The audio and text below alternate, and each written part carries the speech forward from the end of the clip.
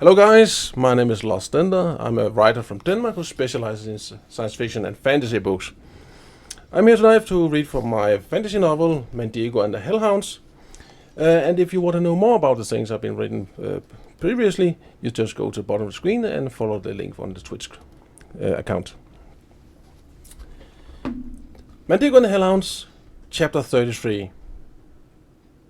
And that's exactly how things turned out. Even before the sun rose the next morning, Madigo was roused from his bed by Montero's household steward, Parso, and dragged into Montero's library to have his lessons. There was no breakfast. He would be getting that later, Parso informed him stiffly and left. Madigo shuddered slightly and gazed up at Montero, who stood behind his big writing desk with his hands clasped behind his back and with a fierce expression on his face. "Sit down," he said curtly, and nodded towards a worn-out table with a bench that stood in front of, and to the left of Montero's table. Madigo shuffled over to the table and edged down on the bench. There were a couple of thick books lying on the table. They were bound in leather that was worn down here and there and smelled of age and old parchment. In front of Madigo there was a couple of pieces of paper, and in a hollow in the front edge of the table there was an ink pot and a steel pen. "It will undoubtedly please you to know that all of your friends seem to have survived the previous night's adversities," Montero began. Madigo let out a small sigh of relief. He had been thinking about Casper, Jasper, and Helena all night. He would never have been able to forgive himself if they had been seriously injured. "But that doesn't mean that they won't be punished," Montero continued.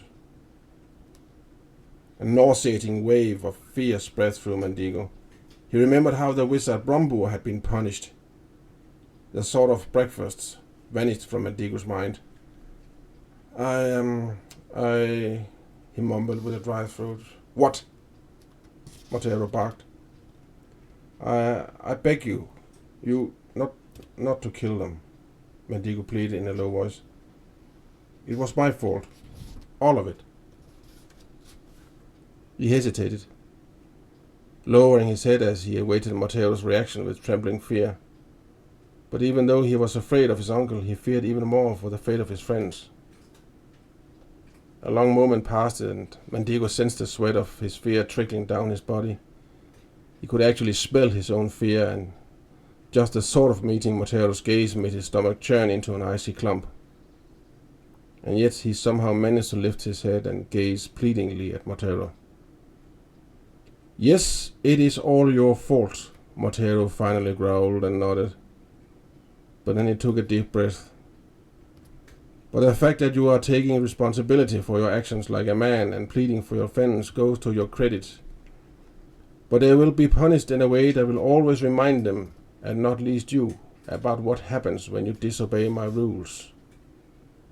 But enough of that. From now on we are going to concentrate on your studies. Open the top one of the two books lying in front of you."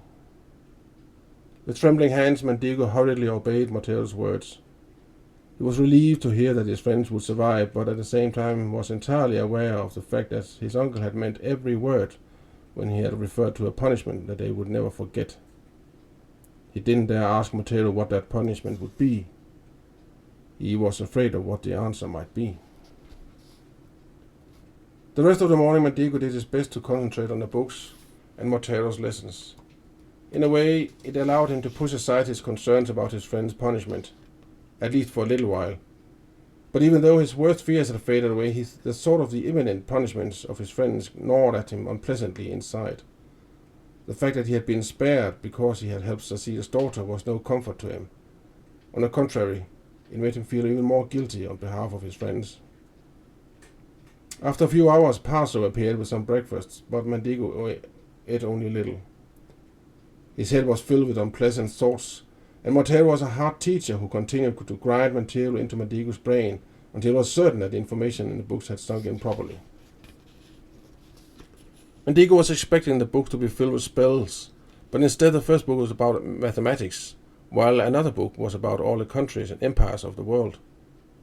Of course, Madigo knew that the world consisted of more than Westermore, Southfield, and Suara way down south. Still, he was surprised to discover the vastness of the world and the number of countries that existed in it. It was also mind-boggling for him to discover the concealed world that lay in numbers and the 4 arithmetic operations, and about formulas, graphs, and tables. He began to get a grasp of what it was he had been missing out on the last few months. He also began to understand how much it would take to reach the level of a man like Montero, and it took his breath away.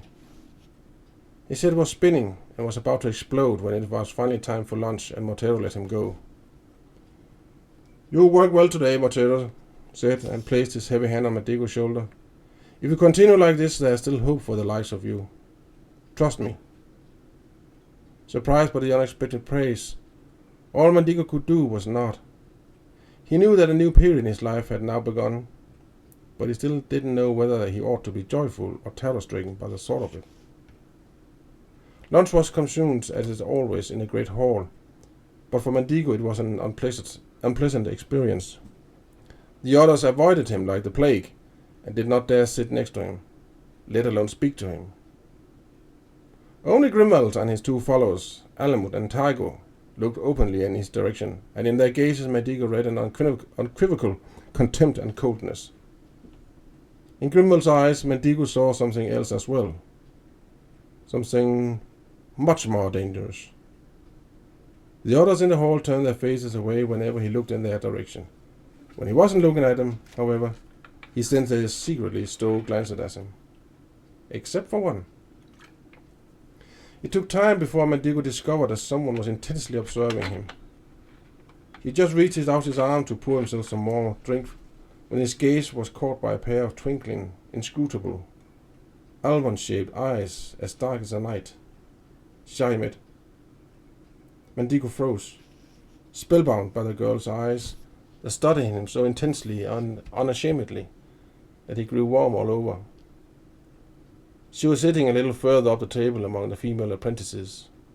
Her black, shoulder-length, straight hair was parted in the middle and framed her delicate oval face with the high, exotic cheekbones in a way that got Madigo's heart to pound painfully in his chest. He had never seen anything more beautiful, he thought, and at that very moment, an indescribable urge to cry, right there and then, almost got the better of him. During his stay at Bodstone, he had become familiar with pain and loneliness. Now, he also knew love. So, here we go again. You're not done? Nope. No, okay, good. So, we have a thing from Kate. Yep. It says, "Oh man, your story for sure is better than mine." So let's take a little bit look back. How many years have you been typing?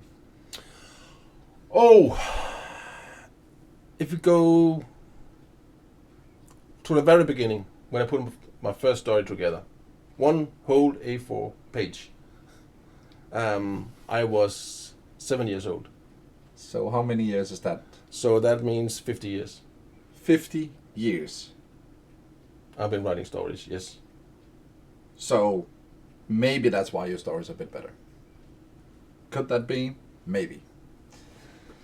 So he says, "My first story is that about a homeless person with his dog, and it's a sad one." But you're a super writer. Oh, thank you very much, Kate. I much appreciate that. So that is really good. Thank you very much. This is why we do this. Yes. We want people to feel a part of you. Yeah. And he is probably the only one that actually, what is it called? Written. No, what is it called? You read up. You read up your own stories just to entertain people. Yeah. And you never done this before you actually end up here in front of all the technology. That's thanks to Stephen. He persuaded me to do this, and I'm forever grateful for that. It's a unique experience to try to actually sit. I know it's not with a live audience, but there's an audience out there on the other side of the screen, and to sit here and actually read from your own stories, that's a unique experience and very wonderful. And we got here a little bit. It says it's really about characters and emotions. Yes. We agree with that. Yeah. Don't ever be scared about online. Not anymore. So in the beginning, you were kind of low voice. You were Yeah. insecure. Yeah. Yeah, and everything. It was kind of hard. Yes, it was. And then we were having this chit chat. Yeah. You were talking to me, and Yes. you read up to me. Yeah. Now you actually sit and enjoy. Yeah. Do it to the people. Yes, And I it's do. a big. Very big change. Yeah. Yeah. Exactly. So let's go back to why we not close up the recording straight away. Right. So one of the things here is, what the hell are we doing here? So we're taking the little bit slow now. Mm-hmm. We had some action, and now we go into how he needs to be educated. Yeah. And he thought that this was a magic school about magic. Mm-hmm. So he gets surprised that he needs to know about the world. Yes. For us, it makes sense. Yes. But for him, it's all about seeing the world. See the world for the first time, really. Yeah. Yeah. And get an experiments about more Yeah. than just. Yeah. So I think about that, and let's cut it down and go to the next. Yeah.